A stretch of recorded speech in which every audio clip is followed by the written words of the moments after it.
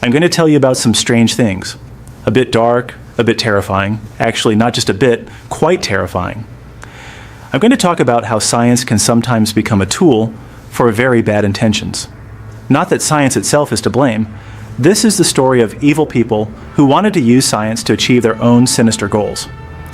Without further ado, let's get into it. I'm going to talk about eugenics. Connected to this, I'll tell a dark story that runs from the theory of evolution to social Darwinism, to concentration camps, to Hitler, all the way to the notion of a superior race that was once accepted as perfectly normal all over the world. So if you like, go grab yourself a coffee before we start and sit back. Let's begin with eugenics itself to lay a foundation for the story.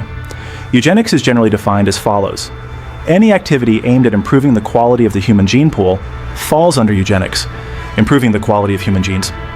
We already see something similar in animals. You know how dogs are selectively bred to produce certain traits, how specific breeds are paired together. Now imagine that applied to humans. The weak being sterilized, or worse, killed. That is exactly what eugenics is. A number of names and examples from history have probably already come to mind. I'll get to them. Hold on. First, let's go a bit further back to where it all began. Back to the 4th century BC, to Plato. He was the first to put forward this idea. We can't call it eugenics exactly, but he argued that the state should encourage the reproduction of healthy, strong individuals. Countless leaders who embraced this idea later took the easy route of saying, well then, let's just kill off the weak, and carried out many massacres as a result. There were also civilizations that applied this as a social rule independently of Plato. The Spartans, for instance, or the Romans. If you've seen 300, you'll remember children were left out in the wild, and the weak ones were, unfortunately, eliminated. This is how they believed they produced a strong race. But this idea wouldn't become a so-called scientific theory and enter the literature until the 1900s. The one who theorized it was Francis Galton. Do you know who Francis Galton was? Charles Darwin's cousin. Yes. Surprising, right? Here's something even stranger. The starting point for this let's eliminate the weak mindset was Darwin's theory of evolution. So however indirectly, Darwin is tied to the origins of the Jewish genocide, even though he himself always tried to say something completely different. When people talk about the theory of evolution, they bring up natural selection, which gets interpreted as survival of the strongest. But Darwin doesn't actually talk about the strong. He talks about the fit. In other words, it's not the strongest that survive, but the species best adapted to their environment, the fit ones. Galton took his cousin's theory and thought, if there's natural selection, why not unnatural selection? Couldn't we speed up the process? Let's sterilize the weak, even kill them, and only let the strong reproduce. In a few generations, we'll see the results. Instant, super fast, natural selection. Darwin was furious. He said he had been completely misunderstood, that this kind of selection had to proceed naturally, that nature knew best, and that no state or power had the right to trample human values or the right to life. And he held that position until his death. Galton, meanwhile, was simply waiting for Darwin to die. In 1882, Charles Darwin passed away, and just a year later, in 1883, Galton published the book in which he coined the term eugenics. By the way, eugenics comes from the Greek eugenes, meaning well-born or good birth. We see this approach applied legally and in an organized way most clearly in America during the first quarter of the 20th century. Eugenics centers were even opened with state support. But the most striking example, as you've probably already guessed, was Nazi Germany. The scientific basis the Nazis relied on to create the Aryan race was exactly this idea of eugenics, controlling natural development to reach the dream of a superior race, the Übermensch, faster. Before going into more detail there, let's take a look at the picture in America first. The British Francis Galton, incidentally, had already earned the title of Sir for his work in various scientific fields, but this particular work became by far his most talked about. He himself dreamed of creating a superior race in Britain, but that dream never really caught on in his own country. In other countries around the world, though, it would go on to affect the fates of millions of people in horrifying ways. And it started in America in the state of Connecticut, where a civil law was passed in 1896. Under this law, marriage was strictly forbidden for people with epilepsy or unsound mental health. In 1903, an organization called the American Breeders Association began overseeing marriage and reproduction under state control. In 1911, the Race Betterment Foundation was established, and for the first time, family pedigree tracking was introduced. The person who started it was John Harvey Kellogg. Does that name ring a bell? Kellogg's, perhaps? Yes. John Harvey Kellogg was also a nutrition expert and entrepreneur. Quite a leap, isn't it? With this institution and practice in place, national conferences were held in 1914, 1915, and 1928, effectively launching a kind of national movement. To carry things out in an even more organized way, eugenics record offices were established. These offices tracked families and their genetic traits. Reports published from the collected data identified groups seen as unfit and weak. And unsurprisingly, these weak races were mostly immigrants, minorities, and the poor. After 1909, based on all this data, the first organized sterilization programs began, especially in the state of California.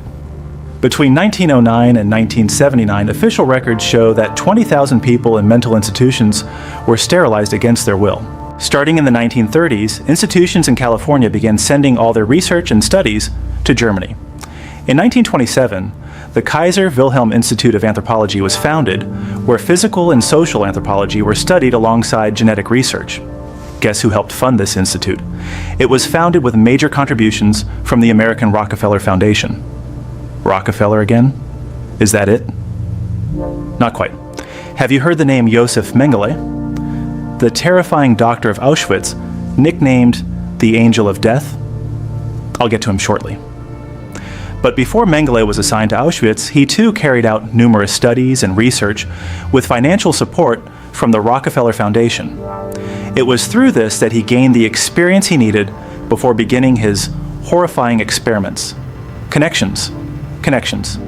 Hitler's deep involvement with eugenics dates back to the time he spent in Landsberg prison. In 1923, Hitler and his Nazi party attempted a coup.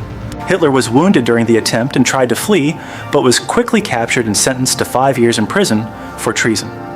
He only served 9 months, but during that time he decided that if he was going to come to power, it would have to happen through the right strategy rather than by force, and it was during this period that he shaped Nazi propaganda. In fact, it was during these 9 months that he wrote his famous book, Mein Kampf, placing the ideas of racial purity and eugenics at the very center of his propaganda. Hitler also wrote a second book, which was never published, in which he had this to say about the Spartans. Sparta must be regarded as the first true folkish state. The exposure of the sick, weak, deformed children, in other words, their destruction, was more decent and in truth 1,000 times more humane than the wretched insanity of our present day, which preserves the most pathological subject. He goes on to argue that measures like birth control and abortion could never stop weak races from corrupting future generations. After leaving prison, Hitler won the public over to this mindset and to the idea of the superiority of the German race through rallies, and eventually rose to power with an overwhelming majority. He immediately began putting eugenics into practice. This was formally launched in 1933 with the Law for the Prevention of Hereditarily Diseased Offspring. Under this law, doctors were required to report anyone who, according to a list of genetic conditions drawn up by the Genetic Health Court, should not be allowed to reproduce. Doctors who failed to report such cases faced severe punishment. After this law was passed, roughly 400,000 people were forcibly sterilized. Sterilization was soon seen as too slow and inadequate a method, and to speed up the process of racial cleansing, institutions such as the Hartheim Euthanasia Center were opened. Don't be fooled by the word euthanasia. At these centers, people with mental illness, genetic conditions, or disabilities were killed without their consent. These euthanasia programs would go on to kill 200,000 people. Before the gas chambers we know of today were built, patients were loaded onto buses, and exhaust fumes were pumped inside.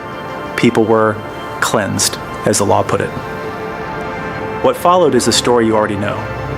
Gas chambers, concentration camps, and eugenics laws bringing every kind of torture, the killing and burning of millions of people, and subjecting them to experiments. And one thing was constantly repeated to win the public over to all of this. Why should healthy, strong people lose their lives in wars while useless, disabled, and sick individuals are a burden others have to carry? And worst of all, the entire country believed that this system of eugenics, traced all the way back to the theory of evolution, was thoroughly scientific, correct, and rational. So let's look at this scientifically too, shall we? Is it actually possible to improve the human gene pool through eugenics? Yes, it's possible. This can be done scientifically. Science itself doesn't say whether something should or shouldn't be done. Science is rational. There is no good or bad in science. Looked at purely scientifically, yes, the human gene pool can be improved through such practices, but this is where something science has nothing to do with comes into play. Ethics. Moral principles. The fact that something can be done doesn't mean it should be done. Splitting the atom is a perfect example of this.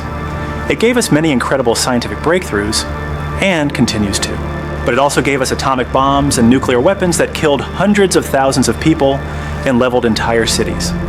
No one can blame science itself, or the scientists behind these discoveries, for that. Eugenics is the same.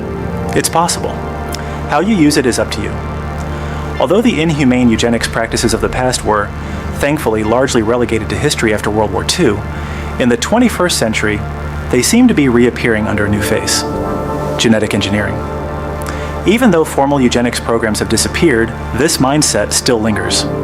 For example, Harvard psychology professors Richard Herrnstein and Charles Murray, in their book The Bell Curve: Intelligence and Class Structure in American Life, wrote that people who commit crimes or are unemployed tend to have lower intelligence than the general population, that fertility rates are higher among groups with lower intelligence, and that since intelligence is determined more by heredity than by education or environmental factors, society would, over time, come to consist of increasingly less intelligent people, making it impossible to curb crime and unemployment. They also claim that intelligence differences exist between racial groups just as they do between social groups, ranking the Chinese and Japanese as most intelligent, Europeans next, and Africans at the bottom by a wide margin, and argued that the poor are poor primarily because they are less intelligent than the wealthy, that pity for them changes nothing, that social justice programs amount to nothing more than waste, that the poor spread bad genes by having more children, and that things would improve if aid to poor black communities were simply cut off. Here we can see a supposedly scientific point of view, one we can't really argue with on its own terms. But if we look at it through an ethical lens, we can easily say that the America of the 1900s and Nazi Germany haven't really died. Fortunately, though, principled scientists continue to wage a fierce battle against this kind of thinking. One example is Richard Lewontin, author of Biology as Ideology, translated into Turkish as the DNA Doctrine. Lewontin argued that scientists don't approach life purely as scientists, but as social beings embedded in families, states, and productive systems, and that they view nature through a lens shaped by their own social experiences. And that science, like the church before it, is a social institution that in every historical era reflects and reinforces the dominant values of its society. In other words, you can't separate science from society, or society from science. Science has no race, no country, no ideology. Knowledge belongs to humanity, and it's the light of that knowledge that illuminates the world. With this video, I think we've really opened a door. There's so much more I want to talk about within this framework, especially modern eugenics possibilities like genetic engineering, gene mapping, and CRISPR. So consider this video an introduction to that subject. Going forward, we'll turn our attention to the future, and there are more videos coming that will look at this topic from very different angles. As always, I'm so glad you're here. Take care.